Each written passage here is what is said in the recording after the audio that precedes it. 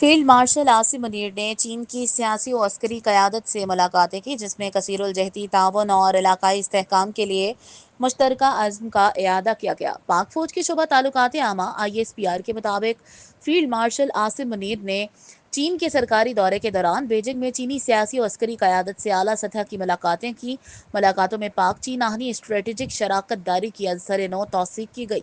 ISPR کا بتانا ہے کہ آرمی چیف نے چین کے نائب صدر ہان ینگ اور وزیر خارجہ وانگ یی سے ملاقاتیں کی۔ ملاقاتوں میں علاقائی اور عالمی سیاسی صورتحال پر تبادلہ خیال کیا گیا۔ ملاقاتوں میں CPEC کے تحت رابطے کے منصوبوں پر بھی تبادلہ خیال کیا گیا۔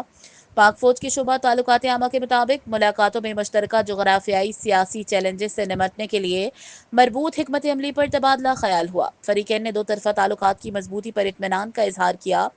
فریقین نے خود مختاری، کثیر الجہتی تعاون اور علاقائی استحکام کے لیے مشترکہ عزم کا اعادہ کیا۔ ISPR کے مطابق چینی قیادت نے جنوبی ایشیا میں امن و استحکام کے لیے افواج پاکستان کے کردار کو سراہا۔